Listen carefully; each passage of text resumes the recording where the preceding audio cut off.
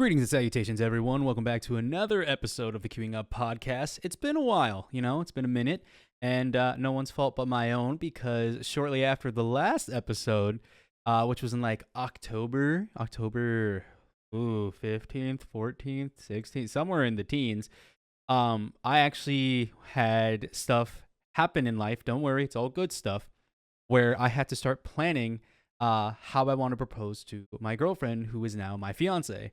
So that was a main reason why I didn't post a lot. You can even see my YouTube and TikTok kind of dipped. And if you haven't seen my nails, I painted those because, you live once, try something new. And yeah, a lot's happened and it's all good stuff, like I said. But I wanted to get back on track of doing podcasts, whether it's by myself or with guests, to essentially just kind of get back into the rhythm of things, because I feel like I've been really taking a step back on my hobbies and just focusing a lot on life. Now I have the opportunity to really sit here and work more on my hobbies more than ever and have the free time to do so.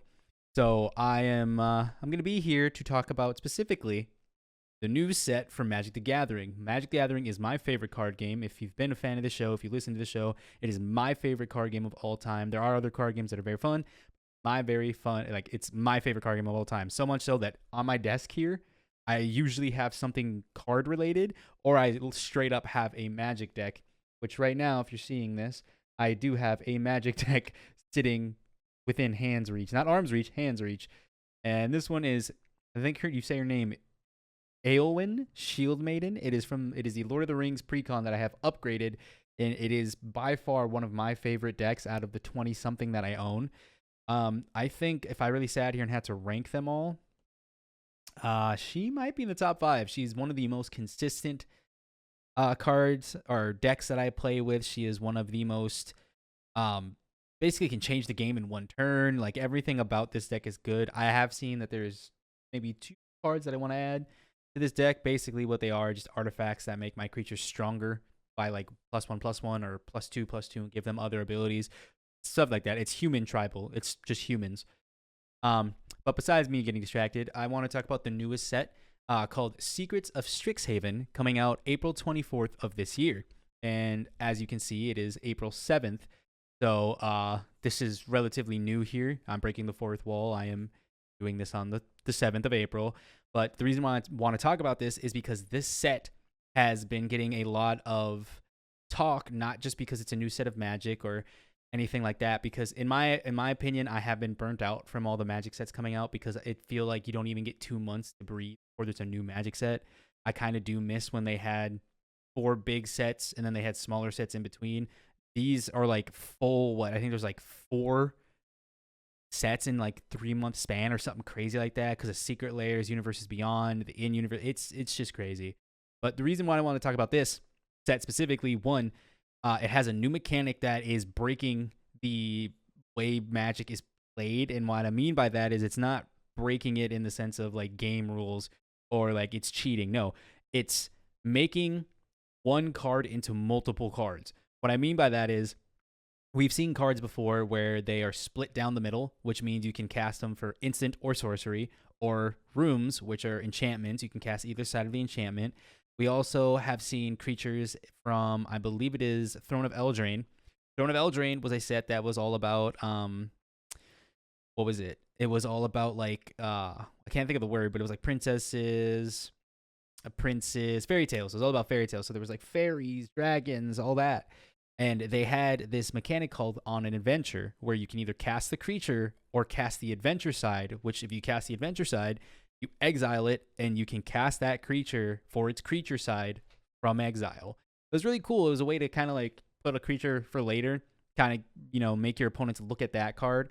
And if they are so focused on what that card is and what that card does, you can play cards from your hand without them really paying attention to, what you drew, what you showed them, because they were like, oh, I don't want this to come through, so I'm focusing on that. This has the same mechanic, and you'll see cards that have a creature side and a spell side. Specifically, it's essentially cards that have existed before, from my understanding.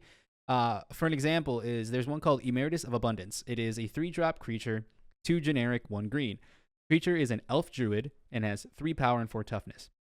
It's creature text, so if you cast this for the creature side, has vigilance, which means it does not tap after it attacks. This creature enters prepared. This is a new mechanic. Now, what prepared is while it's prepared, you may cast a copy of its spell. Doing so unprepares it. What that means is, since it has a spell side, which is regrowth, one generic, a green, a sorcery, which means you can only play sorceries on your turn. Return target card from your graveyard to your hand. Now, you can cast that, but you would put Emeritus of Abundance in your graveyard. However, if the creature's on the battlefield, it enters prepared, which means you can just cast the regrowth at sorcery speed for free on your turn. Go take something from your graveyard, put it back to your hand, whether it's another creature, whether it's another like sorcery, a land, something, you know? And then the second or the third line attacks whenever this creature attacks. So your next turn, when you attack with it, if you control 8 or more lands, this creature becomes prepared, which means when it attacks, if you have 8 or more lands, it becomes prepared again, which means you can play regrowth again. Now, this mechanic is, in my opinion, going to be one of the most insane mechanics. It's nothing like Mutate or Companion, where those mechanics come from my favorite set, and they're very controversial to Magic because of the fact of they kind of are hard to comprehend, or they were really broken. So, like, Companion is if you meet the requirements of the Companion's card. For example, there is one I believe is called Karuga. It is 3 generic, and then it is hybrid green blue, 5 total. And it basically says companion. You can have this creature as your companion. I do believe it's if every single card in your deck is mana value 3 or greater. So you have to have mana 3 or greater for every card in your deck. And when he enters, you draw a card for each permanent you control with mana value 3 or greater. Now, what companion is it's a card that is in exile that you can pay 3 for to actually bring it to your hand. Because I do believe before a companion card you costed 3 generic, so it's just 3 generic to put it to your hand. It was 3 generic to put it to the battlefield. And that was so broken to the fact where they had to change it to it's 3 to bring it to your hand, and then you have to pay the mana cost to play it. So it's essentially a card that's locked away, but you're guaranteed if you pay 3 generic. And I think they fixed it, made it better, but there are some commanders or just companion cards that don't work the way they're supposed to anymore. I think one of them actually got unbanned. It used to be Lutri. Lutri was banned. And he came back just this year, and I'm excited because I'm making my first ever cube, and I'll make that a whole nother video or a whole nother thing. But I'm very excited for this because for this specific mechanic prepared, because since the set hasn't come out, we don't know how it really works. We don't know the rulings of it unless I am unaware, and there might be something that is on there now. But we don't know if prepared stacks. What that means is we don't know if, for example, if Emeritus of Abundance attacks, it becomes prepared. However, if we, on the same turn, if we have something that untaps her and can let us attack with her twice, would she get another instance of prepared? I don't think so, because I think prepared is going to be a keyword that's kind of like lifelink or vigilance, where you can have multiple instances of vigilance, but it doesn't mean they all trigger separately. They just are the same thing. Like, it's just one word versus multiple. But another card that's in here that isn't, in my opinion, it's not, well, it could be strong. I can't say these cards are weak or not strong because they do have a lot of interesting things. Is Harmonized Trio, 1 blue. It's a creature, merfolk, bard, wizard. It's a 1/1. It has a, obviously, creature side and a spell side. The creature side says tap, which means tap the creature. Tap 2 untap creatures you control. This creature becomes prepared. So you have to tap it, and in blue, there's a lot of untap mechanics and tap mechanics, which is really cool. But this creature has Brainstorm, which you can, if it's prepared, you can cast its side at instant speed, because the thing I forgot to mention is the spells that you cast when the creature is prepared, the timing restrictions still apply. As I said earlier, sorcery can only be played at your turn, and it can only be played at instances of like of a creature. You can only play it like a creature. It cannot be played in response to something because it's not instant speed, it's sorcery speed. This actually has an instant, which means you can keep the prepared on her and hold on to it until, later on in the game and be like, hey, before my turn, I want to cast the Brainstorm side. which unprepares it. Now, what Brainstorm is 1 blue, instant. Draw 3 cards, then put 2 cards from your hand on top of your library in any order. So the reason why that's really cool is because it's not just from the 3 cards that you have. So let's say, show you here, draw 3 cards from my deck, right? So I drew 3 cards from my deck, from my deck, and I put them into my hand. Now, it is not 2 cards from the 3 that you've drawn. It is 2 cards from the entire hand that you have, which I think is insane because you can stack the top of your deck in a way that can manipulate it even further or play cards from the top of your deck from the way that you set it up. This card, I feel like, is going to see a lot of play, in my opinion, because just the fact of drawing 3 and then setting up your next 2 turns is insane. Another one that that I saw recently that has been spoiled. Now, keep in mind, these are all spoilers. I'm going to talk a lot about these prepared cards, but there was one that I saw as I was looking for these prepared cards that I'm actually thinking about building just because it sounds like it'd be fun. The name of the creature is Micah, Reader of Ruins. It is a 4-drop ward, paid 3 life, which means if you target him, you have to pay 3 life. You have to pay 3 life in addition to what you paid for the spell to target him. His second ability, so he's a 4-drop legendary creature, human artificer, 4/4. Whenever you cast an instant or sorcery spell, you may sacrifice an artifact. If you do, copy that spell, and you may choose new targets for the copy. The reason I really would like to build him simply is because of treasure. Red is really, really, really good at making treasures. Treasures are artifacts that you tap it, you sacrifice it, which means you put it into your graveyard, and you get 1 mana of any color. With him on the field, if I cast something like, what is it? I think it's Share the Spoils. It's a 3-drop instant where you discard a card, draw 2 cards, and then you make a treasure token. But with him, if I do that, I can sacrifice 1 treasure. Now I'm discarding 2 cards, drawing 4 cards, and making 2 treasures. So I'm netting 1 treasure from sacrificing 1 and getting 4 cards after discarding 2. So in my eyes, I feel like he's going to be really cool, and I think I'm actually going to build him because he seems very fun and very stupid to make. And stupid, I mean in a good way. Like, it's going to be very fun, and you could do a lot of really crazy things with him. You could probably do, in my opinion, I think you could probably do a Voltron build around him, because if you're casting things and instant sorceries and they copy, yeah, you could probably do that. Or you could buff him up too. You can be like, hey, I'm going to buff him up by 3. I'm going to sacrifice his treasure. Now he's going to be buffed by 6. He's a 10/10. But yeah, he was a cool creature that I really enjoyed. Another thing I saw that was really cool. So in the Strixhaven sets, they have these Volt kind of rares. Not rares, but like Volt arts. Basically what they are is they are really cool artworks of cards that are really expensive. Usually really expensive. Some are just really cheap, but they're just alternate arts for them, which is good because it means it's a reprinting. For example, Cyclonic Rift, which is an instant that is 2. It's generic in blue. You return, I believe, 1 target permanent to that owner's hand. So you could just be like, hey, put that creature back.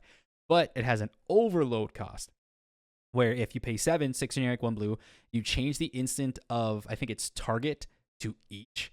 So return each instead of return target creature, it's return each creature. So I think it's each non-land permanent to their owner's hand. It's a way to pop everyone's boards back to their hands, and you're open to swing or do what you want. Another instance of this happening is back in the original Strixhaven, which I don't even remember when that came out. I can Google it while I'm talking. But there is an instance of this with Demonic Tutor, which was a $70 to $80 card at the time, which a lot of people were happy that it got reprinted. Because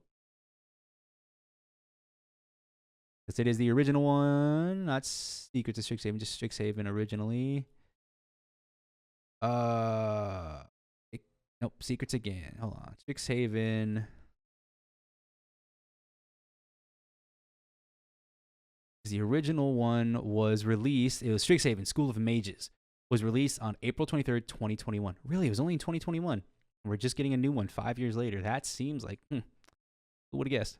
Anyways, but it was Demonic Tutor. It was one of the biggest cards to be reprinted in that like secret vault artwork, and it was actually really cool. I enjoy it. There's a lot of them that have I think I forgot what the wording is, but they have like these cool artworks, and they have almost like a Japanese art style that you can also get them in. Another big card that's coming out in here is Flutterstorm. It's an instant, 1 blue. Counter target instant or sorcery spell unless its controller pays 1 generic. However, it also has Storm. The Storm mechanic is when you cast this spell, copy it for each spell cast before it this turn. You may choose new targets for the copies. So the way this works is, if you didn't understand it, let's say you cast 2 spells before you casted Flutterstorm. All right, cool. I'm going to cast Flutterstorm. Because you played 2 spells before it, it's going to copy 2 times, which means you're going to get 2 more instances of Flutterstorm on different targets. Storm is a very good, absolutely insane mechanic. And I'm just happy that it isn't a permanent thing where you have like counters that stay on your side to keep up. It's only for the turn of Storm. It's really cool. But going right back on to other creatures that have this, what was it, like getting prepared and unprepared mechanic. It's very cool to see, because where's another one? This one. I don't think this one's too strong, but it's still kind of insane. Campus Composer, 3 generic, 1 blue. Creature, Merfolk Bard, 3/4. Ward 2, which means you have to pay 2 more generic mana to target it with any spell. This creature enters prepared. Now, this is an instance of a card that does not become prepared through other means as the other 2. Sorcery, Aqueous Aria. Create a 3/3 blue and red elemental creature token with flying. So this one just creates another body, which you can do it immediately, and for 4 mana, you get 2 creatures, which is insane. I think it was really cool. I enjoy it. They're also redoing another card called Triumph of the Hordes, which I think your creatures get +3/+3 and infect. The sorcery speed card, it's very good. Oh, I didn't see this one. This is a new one that I think is going to be it's going to be really good, actually, and I'm surprised they don't have, or I'm not surprised, I'm happy they do not have a prepared mechanic you can prepare it. It just enters prepared. Maelstrom Artisan, 1 generic, red. Creature, Minotaur, Sorcerer. Rocket Valley, 1 generic, 1 red. Sorcery, destroy target non-basic land. Haste, this creature enters prepared. So not only do you get a 3/2, but you get a spell on top of it where you can destroy a non-basic land, and the reason why that's so good is because there's a lot of non-basic lands in this game, that are either dual colors, 3 colors. They make one of your creatures unblockable. They make one of the creatures disappear or exile from the game. So it'd be really nice to get rid of cards that can give you a lot of issues in that regard. And moving right along, where's the one this one was really cool. I feel like this one is to be another card that people play. So Studious First Year, 1 green mana for a creature bear wizard. That's a 1/1. This creature enters prepared. That's it. It's just a vanilla, well, not vanilla, but it enters prepared. You can cast its spell side, which is Rampant Growth at sorcery speed. Search your library for a basic land card, put that card onto the battlefield tapped, then shuffle. So there's a lot of cards in Magic that do this, where as soon as you play the card, the creature itself, just the creature, it searches for a land. But the fact that this one is so cheap that it's 1 for a 1/1 and you get a card out of it. So I feel like not only do you get a blocker, like this is easily going to be a chump blocker, which if they have a big 10/10 and they try hitting you, you could just block it and you're fine. You get one more like thing of life, you know? But it's very cool. I very much like it. And I think this card's going to see, I want to see a lot of play, because it's probably going to get rid of a lot of those 3-drop creatures that as soon as they enter, they go look for a card. Because this one, it just enters prepared. And if you flicker it, or what flicker is if you play a card that exiles your own creature but brings it back the same turn, it acts as a whole new creature. So then you can just straight up bring out another land card. It's really cool. Some more cards that came out. These ones are legendary, which not all of the creatures that have the split like creature spell side are legendary creatures, but these are the legendary ones that I've seen. Tam Observant Sequencer, 2 generic, green blue. Legendary creature, Gorgon Wizard, the 4/3. Now, its normal ability, its creature ability is landfall. Whenever a land enters under your control, Tam becomes prepared. Now, here's the thing that I think is wild about this. It's green blue. If you don't know anything about green blue is all about playing lands and drawing cards. That's essentially what it is. Every time you play a land, you draw a card or something happens when you play a land. So, her spell side is Deep Sight, green blue. Sorcery, you draw a card and you gain a life. It's essentially AC, which is another creature that costs, I believe, 5. It does the exact same thing, except the only difference is it doesn't gain a life. It lets you play an additional land per turn. So it does the exact same thing this thing does, except the prepared thing. But whenever you play a card, you draw a card. You can play additional lands on your turns. You can play up to 2 lands per turn with him on the field. Next up, we have Sanar, Unfinished Genius. Sanar enters prepared. Tap. Create a treasure token. Activate only if you've cast an instant or sorcery spell this turn. So he's a token generator. And he has a sorcery ability. Oh, by the way, I forgot to say he's a legendary creature. Goblin Sorcerer 0/4. So he doesn't have any attack, but he's just a 0/4. Wild Idea. 3 generic, blue, red. Sorcery. Search your library for an instant or sorcery card. Reveal it, put it in your hand, then shuffle. That's good that this thing does not have multiple instances of becoming prepared. Even though I feel like there's going to be cards that prepare a creature. Like they literally just say, like, play this card when this enters, or when you cast it, prepare a creature.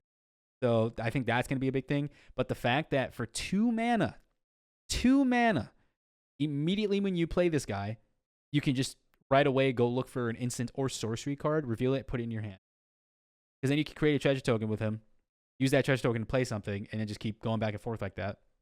Next up, we have Luwin, Exchange Student, 2 generic, black-green, which black-green has another, not mechanic, but has, well, I guess technically a mechanic, but has creatures coming back called pests, that when a pest dies, I do believe you gain, is it 3 life when they die?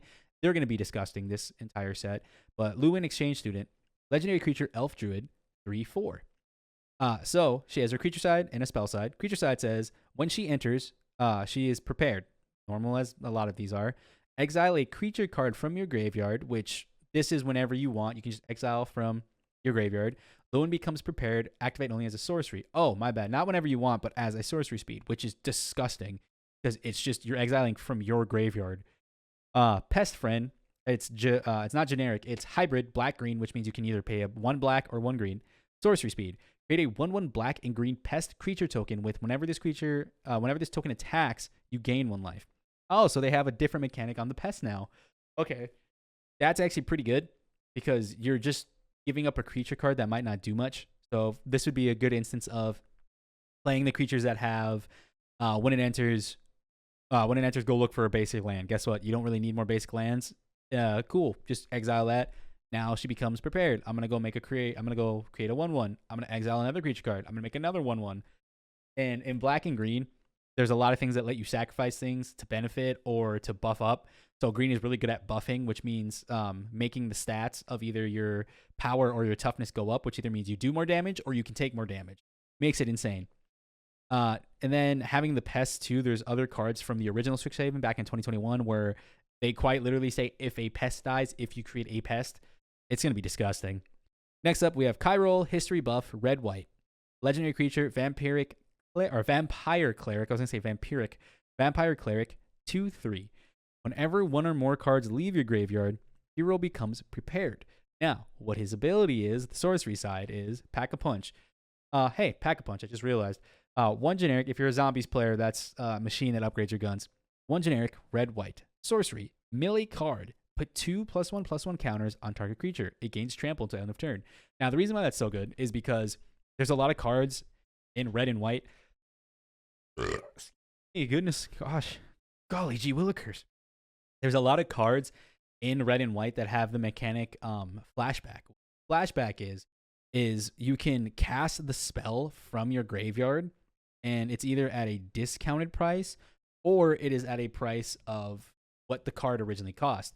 So, for example, let's say I play, where are you? Grabbing a quick card here. Does this have flashback? Actually, this does have flashback. So, here's a card called Visions of Glory. If you have autofocus. Anyways, it is a 5-cost sorcery. It is 4 generic and 1 white. Create a 1/1 human creature token for each creature you control. Now, it has flashback, which means I can cast this from my graveyard. Flashback is 8 generic, white. That's 10. This spell costs X less to cast, where X is the greatest mana value of a commander you own on the battlefield or in the command zone. This is what I own. In this deck sheet, 5. So 5 off of 10 is 5. So it just costs the same amount. So essentially what it does is you cast this from your graveyard for the flashback cost, and then you exile the card, which means you can no longer interact with this card once you play it from the graveyard. Now, there are other cards that give flashback to all instants and sorceries, or just cards in your graveyard. Are they in red and white? I don't think so. I think blue has to. No, there might be. I have to look, but I'm pretty sure blue is in the color pie somehow, whether it's blue, white, blue, red. But it's going to be a really cool deck, I feel like, or just experience, because not only do you get to mill a card, you get to put a 2/1/1 counters on a target creature, making it stronger and giving it trample, which means if any excess damage is dealt to the creature, that damage goes over the creature. It's you.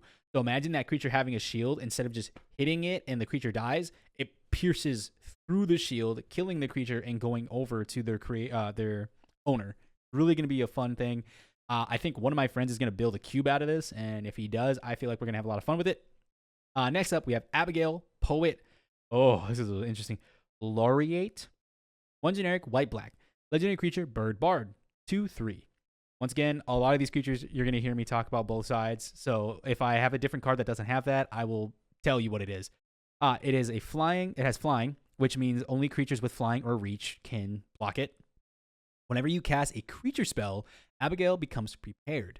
Now, what she says is Heroic Stanza. 1 generic, white, black. Sorcery. Put a 1/1 counter on target creature. This is actually pretty cool because you can play multiple creature spells that are very low when it comes to white and black. And so put a 1/1 on target creature. So this is going to be white, black, I believe, counters with this if you want to build around her, which she sounds cool because it's just a creature spell. And if you play a lot of these creatures, not even just from this set, but if you play creatures from the original Strixhaven, and then you put in Wilds of Eldraine and Throne of Eldraine, which Wilds of Eldraine is like the part 2 of the original Throne of Eldraine, you're going to have a lot of cards that have both. That you can play a creature, but it also has adventure. You're going to play a creature, but it also has prepared. It's going to be really cool to see her do good things.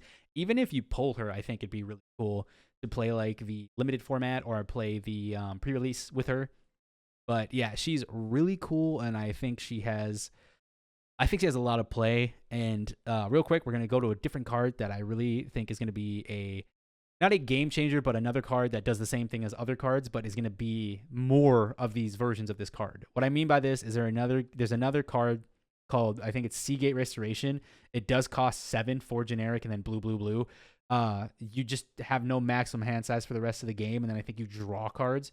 This one is Wisdom of Ages, 4 generic, blue, blue, blue. Return all instant and sorcery cards from your graveyard to your hand. You have no maximum hand size for the rest of the game. Exile Wisdom of Ages.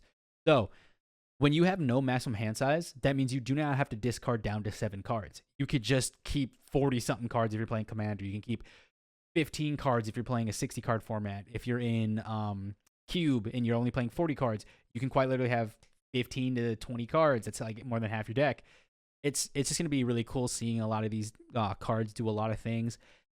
But most of all, the one that I'm very excited for these because there's a lot of them that are getting There's a lot of them that are getting cards that are even stronger than Brainstorm, Rampant Growth. I forgot what the other one was called, but the ones that only let you return something to your hand, let you draw a card or look at a card.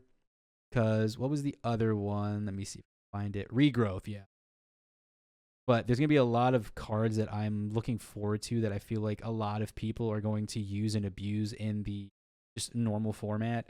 Another one that I'm really excited for. I'm excited for all of them. Let me just say that right now. I'm excited for every card that has a split spell because it really changes up the way your decks work. This next one is called Joined Researchers, which I think it's the same 2 girls from the original artwork. 1 generic, 1 white. Creature, Human Cleric Wizard, 2/2. It has first strike, which means usually in Magic, if 2 creatures go to combat, they hit each other at the same time. First strike is the creature with first strike hits that creature first, and if their power outdoes theirs, they just die. They don't get a chance to attack back. So imagine like a samurai taking out a sword real quick and slashing you and then coming back. At the beginning of if each end step, if an opponent has more cards in their hand than you, this creature becomes prepared, which in white, yes, mono white struggles with card draw like crazy. Every other color has some form of getting cards into their hand. White struggles bad. Excuse me. So their spell is Secret Rendezvous, which is a card that is very useful and helpful in my opinion, Commander specifically, because it has an interesting drawback. So Secret Rendezvous is colorless, white, white, which I think Secret Rendezvous came out in that set of the original Strixhaven back in 2021. You and target opponent each draw 3 cards. Now, the reason why that works great in Commander is because you can help someone draw cards. Be like, hey, do you want to draw 3 cards? Yes. Okay, cool. If you do not interact with my board in any way, I'll help you draw 3 cards. Very simple. It's very great to politic in your game to make things work. It's very cool. I very much enjoy it. Oh, actually, look at this. This next card, there's a card that makes things prepared. But anyways, but having this is, like I said, that's the drawback as well, is you have 3 cards, they have 3 cards. Well, guess what? If I only have 3, now they have 5, it's going to trigger again. We're going to draw 3 more cards. This can be an interesting way to like fill your hand to defend yourself, but at the same time, it could be an interesting mechanic to try to mill or try to get your not mill, my bad, to deck. What decking means is if you try drawing a card and there's no cards left in your deck, you lose. So if you do this to your opponent and they only have 2 cards, that third card they try drawing, they just lose the game. That's a very interesting thing. I feel like this. I don't know if this will see a lot of play because of the drawback of drawing 3 cards with your opponent. But I will play it personally because I feel like it's something that can really be useful, and I play a lot of commanders, so that's why. I might actually throw this into a cube too, just cause, so White can get more draw spells. Next up is Grave Researcher. This card is going to be so expensive, and it is going to skyrocket on like the charts of what it's played in, and here's why. Grave Researcher, 2 generic black for a creature, troll, warlock, 3/3, which means 3 power, 3 toughness. Creature side. At the beginning of your upkeep, Surveil 1, which what Surveil is you look at the top card of your library, just you, no one else, you get to look at it. If you want to keep it, put it on top of your library. If you don't, you put it face up in your graveyard. You might think, why would I put a card in my graveyard? Well, it's mono black. Black is really good at what's called recursion or reanimating, which is bringing stuff from the graveyard to the battlefield for cheaper. So, after you Surveil, then if there are 3 or more creature cards in your graveyard, this creature comes prepared. This is where it gets gross. His other side is a sorcery, which means you can only play it on your turn, and you can only play it like as you would a creature. Reanimate. Put a target creature card from your graveyard onto the battlefield under your control. You lose life equal to the card's mana value. Now, to some of you who haven't played Magic the Gathering, the whole point of Magic is to get your opponent down to 0 life. Unless you're playing Commander, then you can do 21 Commander damage. But usually, like 90% of the time, it is 100% of the time, it is get your opponent to 0 life. Then you win. So this, in Magic, black uses its own life as resource. Because instead of using mana or other creatures or artifacts, it can use its own life, which is scary. So sure, this is a 13 drop creature, and I lose 13 life. But guess what? I used 1 mana to cast this big creature. I can use the rest of the mana to build up my board or get rid of your board and have this giant creature on the field now. It's such a broken card. Reanimate as a sorcery by itself was really good, but the fact that it's attached to a 3/3 body that can essentially, after you get enough cards into the graveyard, which black-green is really good at milling itself, blue-black is really good at milling itself. Milling is you take cards from the top of your library and you put them in your graveyard directly. But having this just in any deck that's good at putting stuff into the graveyard, which black by itself actually is pretty good because you sacrifice your own creatures to get cards, treasure tokens, life, card. I already said cards, yeah. Create other creatures. It's going to be a very, very played card. Like this is probably going to be the most played card besides another one that's blue. Those are the top 2. Real quick, we're going to go to a different creature called Biblioplex Tome Keeper. It's a 4 generic, so it's 4 costs, 4 generic, just any 4 colors of mana to pay for it. Artifact creature, 3/4. When this creature enters, choose up to 1. Target creature becomes prepared, which is insane. Only creatures with prepared spells on them can be prepared. Or target creature becomes unprepared. So not only can you target your opponent's stuff and make them unprepared so they can't use that spell, but you can prepare one of your creatures to do something in return of it, which I think is absolutely insane. But moving right along to the next creature that has prepared, Landscape Painter, generic blue. 1 generic blue mana, 1 generic and then 1 blue mana for a 2 cost. Creature, Merfolk Wizard, 2/1. Creature side, it enters prepared. There's no way to prepare it like some other cards. It just enters prepared. Vibrant Idea, draw 2 cards. Very good. Anything that makes you draw cards is very good in this game because drawing cards is insane. Like that's the whole premise of the game is the more cards you have, the more chances you have at life, or not life, but like the more chances you have at hurting other people, or not hurting more chances you have and opportunities you have to cast spells, play other cards, protect yourself, attack, stuff like that. Here is the other card that I want to talk about that is going to see an absolute amount of play as well, because its spell side of the creature is actually banned. The spell that it is based off of is banned, which makes me think they might unban that card.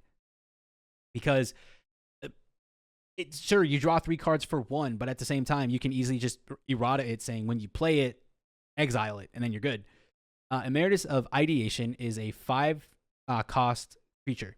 It is 3 generic blue. Creature, human wizard, 5/5. Flying, ward 2.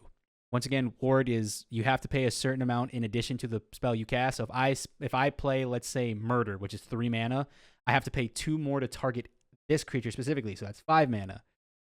This creature enters prepared, which right away you can play its instant or its spell side. Whenever this creature attacks, you may exile 8 cards from your graveyard. If you do, this creature becomes prepared. So its prepared side is, or its spell side is Ancestral Recall. This card is banned because it is 1 blue mana. Target player draws 3 cards. Usually you're going to pick yourself every single time you do this because more cards means you have more answers to things. It is absolutely absurd that they have this on here. And the only reason I can see this not being, well, even still, it's going to be a problem because if you copy this thing and make a copy of it, you're going to have all the abilities that it has. So when it enters, it comes prepared. Ancestral Recall. Guess what? I'm going to play another spell to copy it. Ancestral Recall. Like, it's going to get absurd. And yeah, you have to exile 8 cards while it attacks as well.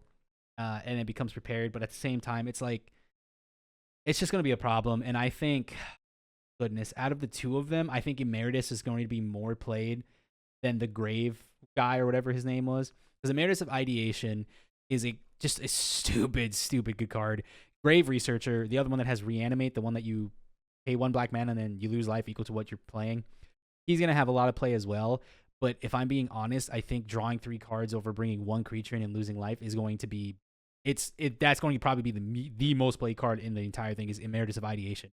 Being able to draw 3 cards after you played a 5-drop that has flying in War 2 as a 5/5, guess what? I draw 3 cards off it. Cool. Next turn he attacks. Exile 8 cards, draw 3 cards off it. It's just gonna be stupid good. And if they end up actually banning him, I would be perfectly fine with that, and I'd understand why, because we don't know how prepared works all the way yet, but if prepared only works once per turn, that would easily make it not as broken as I'm making it sound. But if prepared just isn't once per turn, and if you can manage to somehow constantly prepare something, this is going to be the most busted set I've ever seen in my time playing Magic. Like, it's going to be absolutely insane to me. Another thing that I wanted to talk about was it's a new ability on a lot of creatures called Opus. Now, what Opus is whenever you cast an instant or sorcery spell, other things happen. So Opus is a lot like Magecraft. Magecraft, I do believe, was in the original Strixhaven. I might be wrong, but I'm pretty sure it's Strixhaven. Magecraft is whenever you cast an instant or sorcery spell, something else happens. So, once again, with the computer in my hands, let's type in Magecraft MTG.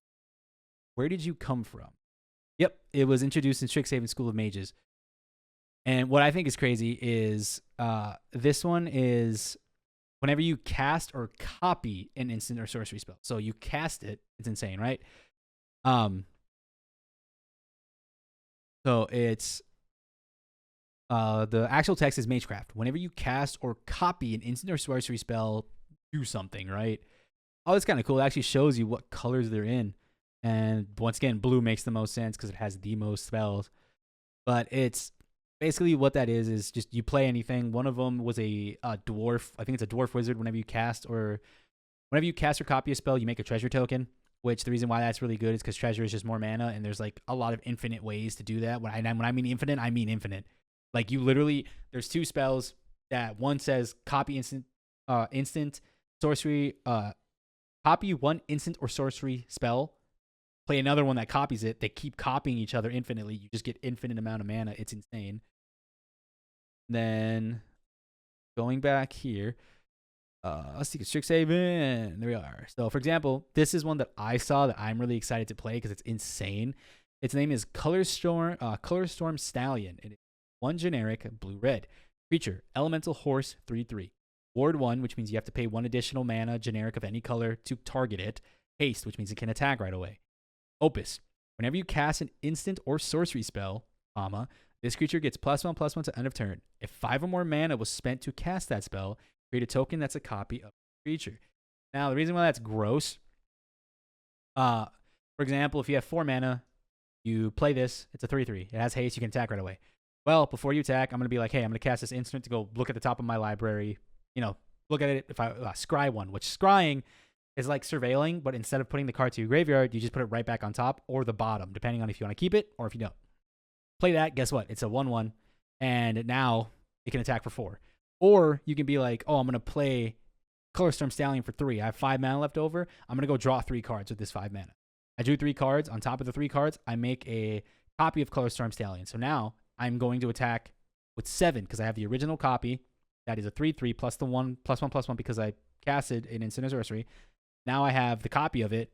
That is a 3/3. So that's 7 total off of playing 2 cards. Insane.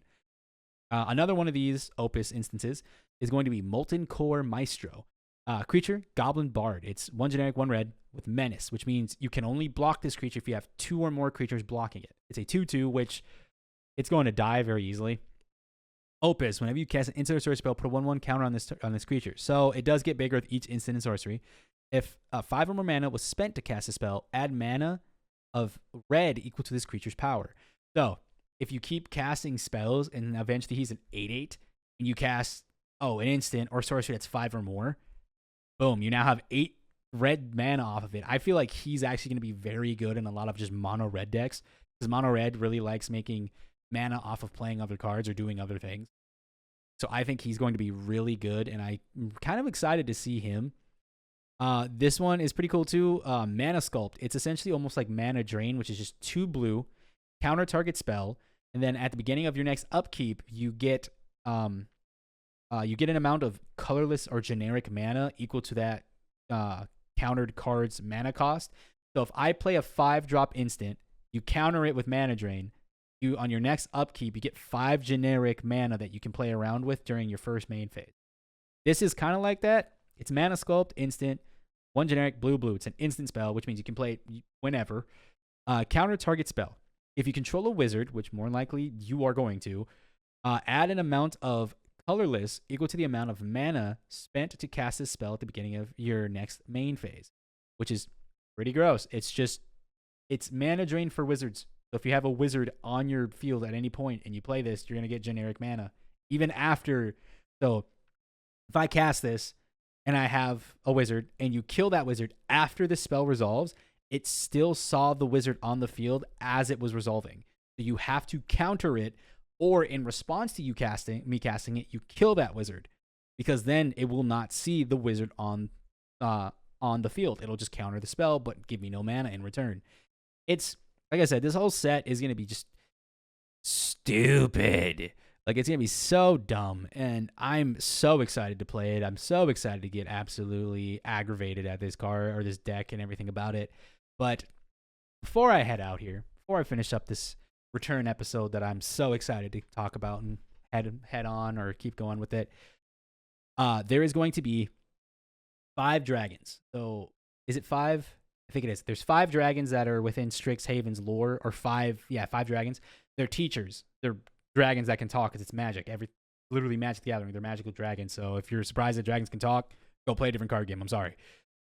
But essentially what this is these creatures have been amped up and they're absolutely busted. And when I mean busted, I mean they are stupid good. Like, even if they're your commander or you're playing limited, or like no matter what size deck you have, having one of these in the deck is going to change the way the game is played if it's on the field. It's going to be so good to play these cards. The reason I say that is because, for example, the first one, Lorehold, the Historian. 3 generic, red-white. Legendary creature, Elder Dragon. 5/5. It has flying and haste, which means it can attack right away. Here's one of its abilities, one of its many abilities. Each instant and sorcery card in your hand has Miracle 2, which means you can pay 2 generic instead of paying the big mana cost. But here's the thing about Miracle. You may cast a card for its Miracle cost when you draw it, if it's the first card you drew this turn. So the way it works is, let's say on my turn, boom, I draw this spell that costs 7. What it does is lets me take an extra combat step. With a lore hold, since it's the first card I drew this turn, I can pay 2 generic instead of that 7. Stupid good. And on top of that, his last ability, mind you, this is his 4th ability that he has on here. At the beginning of each opponent's upkeep, you may discard a card. If you do, draw a card.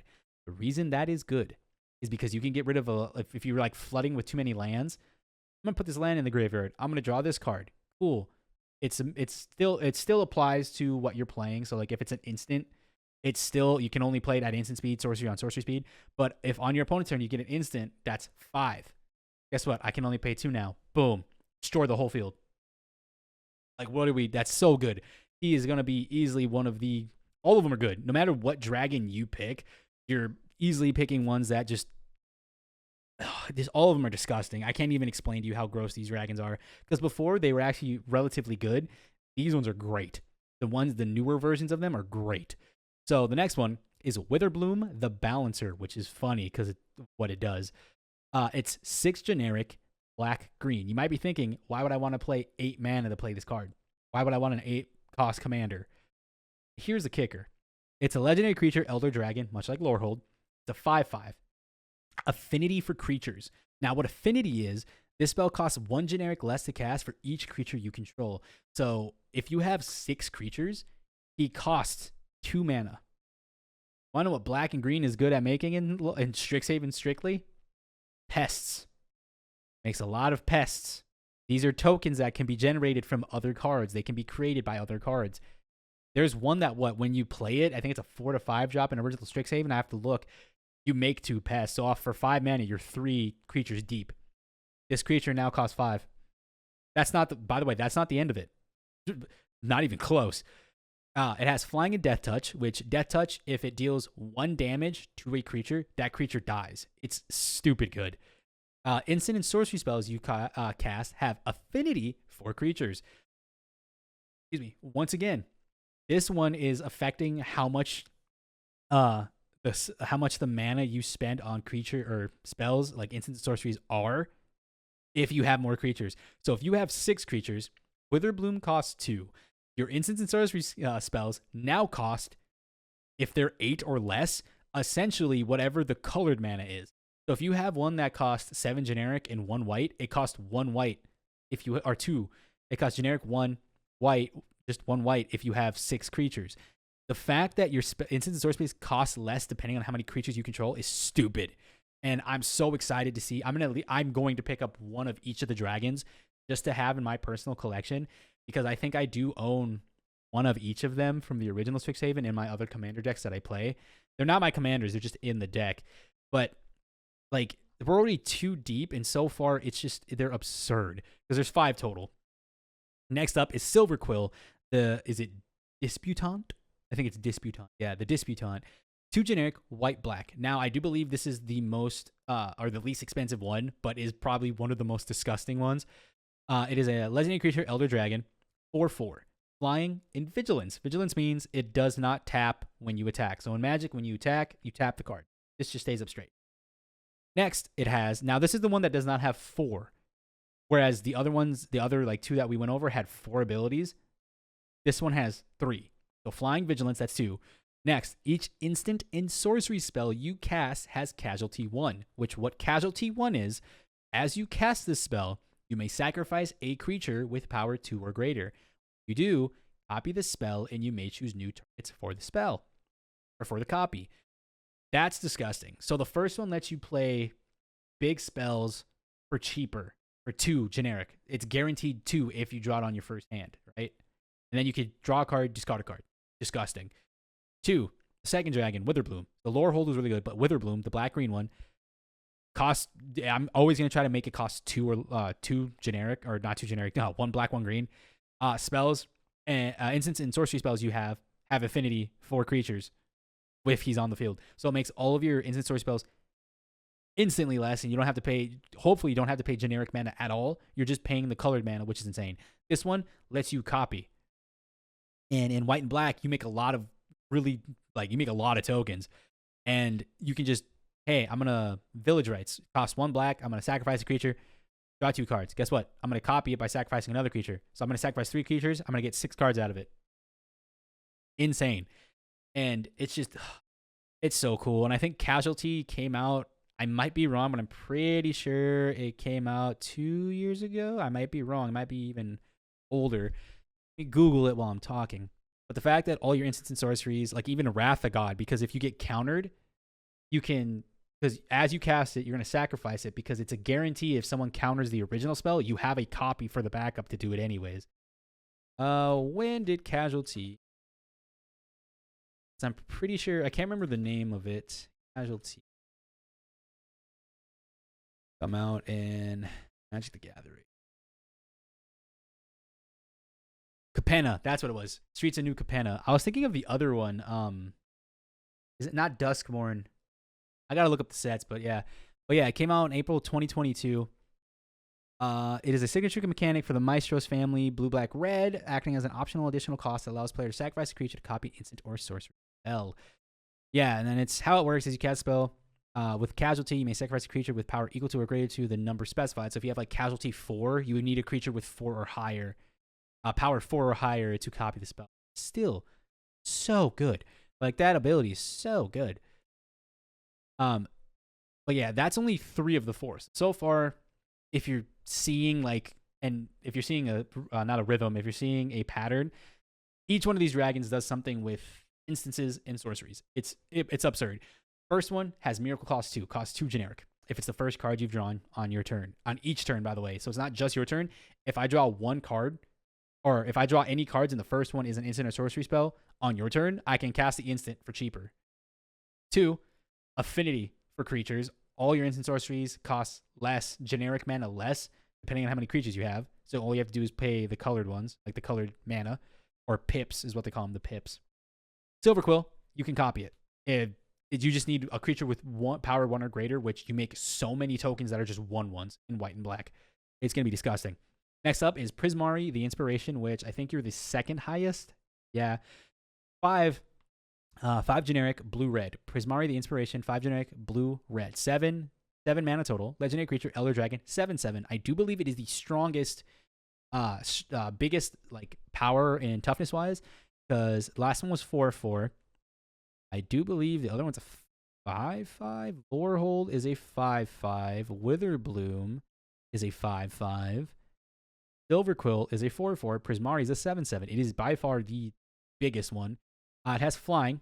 Ward, pay 5, which is going to be disgusting. That's already nasty as well, because if you remember what Ward is, you have to pay 5 life in addition to the spell that you're playing to target it, which is crazy. Instant and sorcery spells you cast have Storm. Now, if you remember what Storm does, good for you. If not, let me repeat it for you. When you cast an instant or sorcery spell, copy it for each spell you cast before this turn. This turn. You may choose new targets for the copies. So, let's say you have Ancestral Recall. It's banned, but let's just say you have it. Played 4 spells before it. I'm going to cast Ancestral Recall. I'm going to copy 1, 2, 3, 4. 3, this is draw 3 for each instance. There was 5 instances of Ancestral Recall. You're drawing 15 cards off of 1 spell. That is why Storm is disgusting. It is so gross. And it specifically because blue-red is the most heavy spell deck ever. Blue-red has the most instant and sorceries that you can play with, and that's how a lot of the like decks that are those colors work. Oh my god, all these dragons are going to be disgustingly good. Just personally, I think Prismari is probably going to be the most played one, besides maybe Witherbloom, because Witherbloom is disgusting. Now, Prismari, you get a bunch of copies. Obviously, that's cool. But Witherbloom, you can get on the field a lot quicker than Prismari. You can play a lot more spells than Prismari. And only because of the affinity for creatures. But it's just, dude, it's going to be disgusting. Especially with counter spells in blue. Even if you just cast 2 or 1 spell prior, if you play a counter spell, there's going to be 2 counter spells on the stack now because it copies for the spell you cast before it. Now it's guaranteed to get, you're guaranteed to counter a spell. It's guaranteed to counter something. And then next up, we have Quandrix the Proof, the last one of the 5. And it is 4 generic, green, blue. Legendary creature, Elder Dragon, 6/6. Second biggest creature out of them. It has flying and trample, which, remember what trample is. Trample is the excess damage that hits a creature, goes over it. And like I said, imagine A shield, and if you don't have trample, it hits, kills the guy, that's it. But this is a shield, it pierces through the shield, kills the guy, and the excess damage goes to you, you lose life. Now, this creature has 4 abilities, like the other ones, or like a majority of the other ones. But it is flying, trample, and cascade. Now, what cascade is when you cast this spell, you exile cards from the top of your library until you exile a non-land permanent card or a non-land card that costs less. So since he costs 6, you're going to keep flipping cards from the top of your library until you hit something that's 5 or less. And then it's you may cast it without paying its mana cost. Put the exiled cards on the bottom in any random order. So you do exile them, but you don't exile them out of the game. You just exile them for the time being. Then you put the cards that were exiled on the bottom of your deck, and you can keep playing.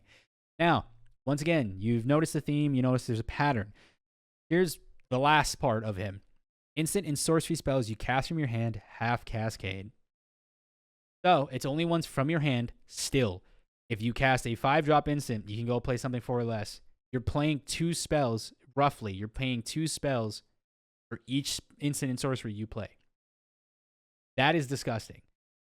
So if you have 5 cards that are instant and sorceries, you essentially have 10 cards that you're playing with. Because you're going to exile stuff from the top of your deck till you play something that's cheaper than the spells you're playing. Absolutely insane. So I am definitely picking up at least 1 copy of each of these dragons. Because all of them are absolutely insane to me. They are stupid good. I want to get one of the Emeritus, the blue one that has Ancestral Recall, and the Grave Researcher, which has Reanimate, because these cards are going to be the most played cards I've ever seen in my lifetime. Like, it's stupid how good these are. So I'm picking up, 7 cards, specifically 7, maybe even 8 because of that Stallion that I told you about earlier that had the keyword Opus, that when you cast an instant or sorcery spell, it does like whatever the thing is, the one that gets a 1/1, and then if there's 5 or more mana spent to cast that spell, you make a copy of it. It's bleh.